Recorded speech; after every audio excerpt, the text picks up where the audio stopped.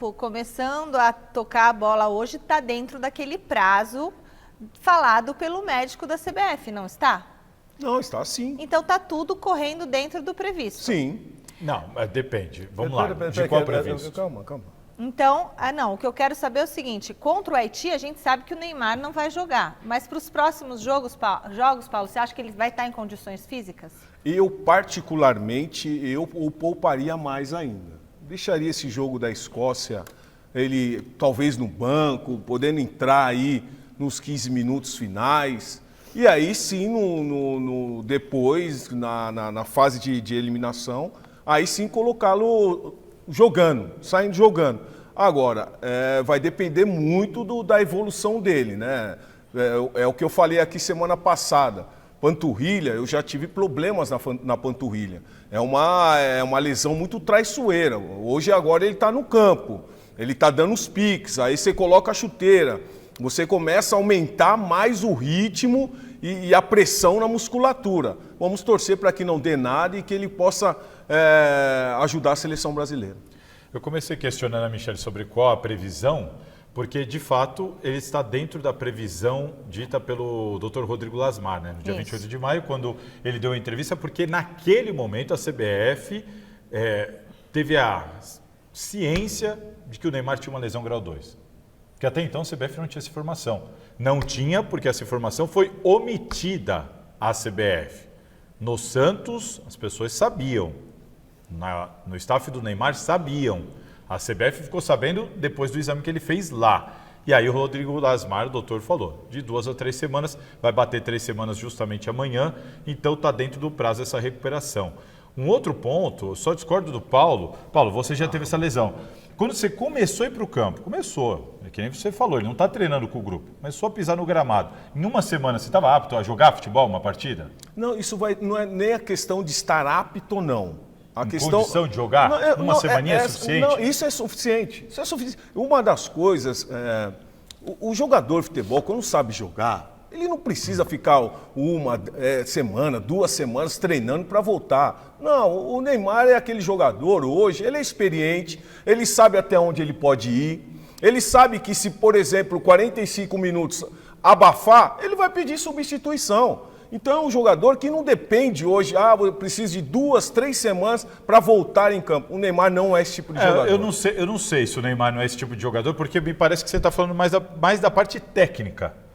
A minha preocupação é a parte física. O Neymar, recentemente no Santos, em todas as lesões que ele passou um tempo se recuperando, ele ficou além do tempo programado. Ele até se manifestou sobre isso e até reclamou, parem de falar besteira, eu estou bem, o que eu estou fazendo é um trabalho a mais por causa do histórico de lesão, por causa da sequência de lesão dele. Então, assim, o Neymar voltar a campo, a começar, ele não está treinando com o grupo ainda, começou a dar uma corridinha na lateral do campo, depois de um mês sem pisar no gramado, eu acho muito improvável que o Neymar esteja em condição em uma semana. Se isso se confirmar, ele está fora do jogo com a Escócia, não para ser poupado, mas porque ele não vai ter condição de jogo, muito provavelmente. Mas é o que eu acabei de falar, a condição física, ele que vai ditar a regra, ele que vai ditar o ritmo. Ele que vai chegar e vai falar assim... Ele tem fôlego para enfrentar um jogo de Copa do Mundo? E outra coisa, quando você fala da substituição, se ele ficar cansado, pede para ser substituído, não é perigoso na Copa do Mundo já saber que ele vai entrar em campo tendo que ser substituído? Não, o Messi não foi substituído? Então, o Messi foi substituído. Mas você acha que o Neymar vai ser titular? O Messi, há pouco tempo, não estava com problema muscular? Estava. Havia indagações? Haviam. Até ele chegar. Tanto é que quando ele faz o gol, ele chora depois. Por quê? Não, mas ele chorou por causa do pai dele. Não, mas é um acúmulo. É um acúmulo. Então, hoje o Neymar é esse jogador para o Brasil que pode fazer algo diferente. Eu creio nisso e até porque a expectativa minha é esse Neymar que o torcedor brasileiro espera. É a última Copa do Mundo dele. E com certeza ele vai mostrar algo diferente. Eu sei que você não está contente com ele. Eu sei, mas calma que ele vai mostrar para você. Para mim, assim, é até um um problema para mim gigantesco quando a gente olha para a seleção brasileira e tem no Neymar a nossa esperança. Se a nossa esperança for depositada no Neymar, é praticamente abandonar a Copa do Mundo de maneira antecipada. Nós estamos falando de um jogador que há um mês sequer pisava no gramado. Se esse cara é a esperança, e ainda mais baseado nos jogos, nas atuações que ele estava fazendo contra times varzianos, como Recoleta, quando ele se tornou no Campeonato Brasileiro o jogador com o maior número de perda de posse de bola, se ele é a nossa esperança, a minha esperança realmente não é depositada no Neymar. Daqui a pouco eu falo o que eu penso, porque assim, não, vou falar agora. São 8 jogos aí da Copa do Mundo que ele teria que jogar, digamos pra assim. Para quem é finalista. Exatamente, para quem é finalista. Então assim, vamos supor que a gente tivesse 8 jogos, praticamente, será que 2 ele já vai estar fora? Então sobram 6, né, Paulo? 3 então ele já está fora. A primeira fase ele já não vai jogar. De repente com a Escócia ele joga. Vamos torcer. O Silvestre está voltando para falar sobre as mudanças que o técnico Ancelotti está planejando para a seleção. Quais são, Silvestre? Foram 15 minutos de treinamento aberto para a imprensa, deu para ver a prancheta, a tábua, a lozinha do Mr. Ancelotti com a formação tática da seleção brasileira circulando ali no gramado, 4-2-4 mantido no esquema, pelo menos de acordo com essa imagem, e 5 mudanças no início do treino, o que não significa dizer, porque depois o treino foi fechado, que essas mudanças vão ser confirmadas para o jogo diante do Haiti. Mas vamos lá, o Danilo jogando na lateral direita no lugar do Ibañez, o Léo Pereira na zaga no lugar do Gabriel Magalhães, o Fabinho na vaga do Casemiro. O Gabriel Magalhães tinha sido poupado do treino de ontem, tá bom? O Martinelli na do Paquetá e o Luiz Henrique, que estava com bolhas, na do Rafinha. Mudanças no treino. No início do treino, enquanto ele esteve aberto para a imprensa. Danilo deu pistas filosóficas a respeito do 11 titular para o jogo de sexta contra o Haiti. Fala, Danilo. Hoje nós temos, muito provavelmente, um time 80% definido do que vai jogar, 70% definido do que vai jogar sexta-feira, e temos 3 jogadores, 4 que ainda não se sabe, por vários motivos, por indecisão do treinador, por uma questão tática, por uma questão física, por mania do treinador. O treinador tem uma cabeça maluca. Você jogou, sabe bem. Treinador, às vezes, tem escolhas e decisões que ninguém não tem uma explicação lógica. Ancelotti maluquinho, de acordo com Danilo, tem mais uma atividade amanhã. Prepara o time, finaliza a preparação da seleção brasileira para o jogo de sexta, 9h30 em Filadélfia, na Filadélfia, contra o Haiti, Michele. Muito bem, Alexandre Silvestre, Paulo Sérgio Salazar. E agora? Você estava falando que você não gostou. O que você não gostou? Diz para o nosso telespectador. Na realidade, eu não gosto de tantas substituições. Até porque você precisa formar uma equipe dentro de uma competição, você não pode ficar trocando várias peças. Mas e se a peça é ruim, Paulo? Não. Uma peça ou outra pontual, ok. Tá. Né? Então, por exemplo, o Ibañez ali na lateral é um jogador que não é da posição. É um jogador que ele testou e ele viu que não dá certo. Tiro curto, uma Copa do Mundo, você precisa jogar com o cara da posição. Mas tem alguém na posição na lateral direita? Danilo faz bem aquele... Mas ele tá jogando de zagueiro no Flamengo. Outro ponto fundamental que eu entendo de uma substituição é o Casemiro. O Casemiro, nessa Copa do Mundo, com a velocidade que está... ele tá lento. Tá lento. Ele é o mais lento da equipe. Então são esses jogadores pontuais. O resto dos jogadores, aí vai durante a competição, mudando um aqui, mudando outro ali. Até para não queimar os outros jogadores. Inclusive... Porque se você vai, Salazar, e faz 5 substituições, aí você desconfigura todo o seu esquema tático para um jogo contra a Escócia. Então eu acho muito arriscado isso. O problema, Paulo, na minha opinião, é que o sistema não está configurado. Aí é um outro problema. Para mim, o Carlo Ancelotti, nessa reta final, principalmente, é uma grande decepção.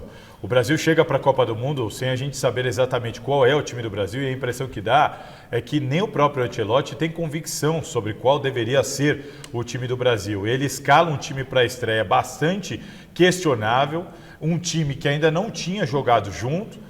E depois de um primeiro jogo, você já percebe o Ancelotti em dúvida, como disse o Danilo, nem percebe, é uma convicção. O próprio Danilo disse 3 ou 4. A gente não está falando de uma situação de um jogador. 3 ou 4 mostra que o Ancelotti o Brasil chegou para a Copa do Mundo sem uma equipe formada. Testou, convocou, fez amistoso. E o Brasil chegou à Copa do Mundo sem uma equipe formada. E bastou um jogo para o Ancelotti se ver em dúvida de 3 ou 4 posições. Então, assim, o trabalho do Carlo Ancelotti, para mim, é uma grande decepção.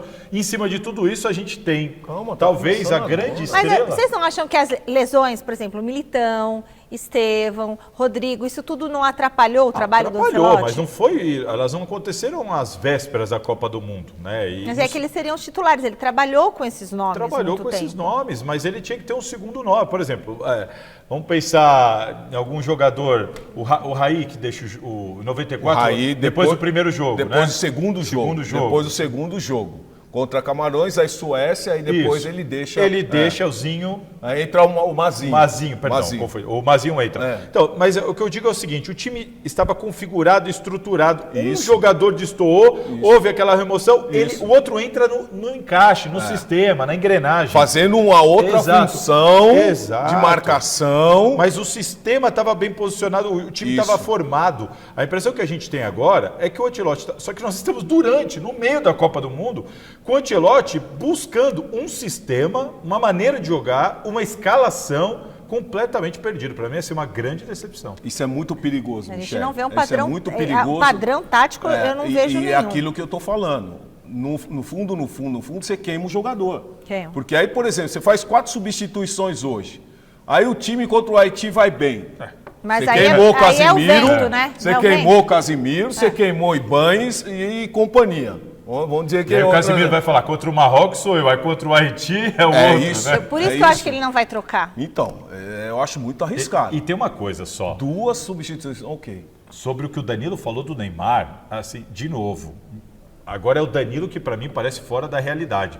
E aquilo que ele comentou, se o Neymar está em campo, tem 2, 3 em cima dele, vai sobrar para um, tarará.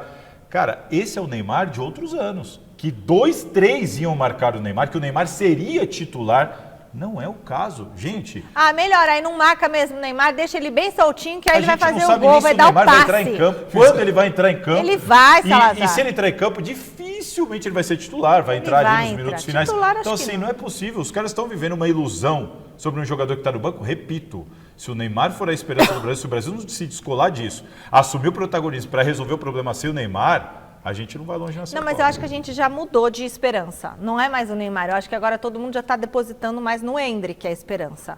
Sabemos que o nome lá é o Endrick, que entra e em 30 minutos faz um gol. Mas não dá para colocar essa pressão em cima dele. Em 30 minutos esse menino vai fazer um gol. Isso não. Mas eu acho que o Endrick é um nome ali que pode fazer algo diferente, com explosão, com força, com muita personalidade. Depende do esquema tático do Ancelotti. Se ele continuar com esse meio-campo que é vulnerável... 4-2-4, né? Se ele continuar com esse meio-campo que é vulnerável, o Endrick não joga. Não vai pegar na bola como o Igor não pegou. Então precisa montar um esquema tático para que os jogadores de ataque possam ser bem assessorados. O que a gente focou? Lembra quando a gente montou a nossa seleção aqui? A gente fez o nosso campinho? Lembro. E no nosso time ficaram 3 jogadores no meio. O Danilo entrava por ali, né? Sim. E era justamente pensando nisso. Do jeito que está hoje, vai ficar muito difícil.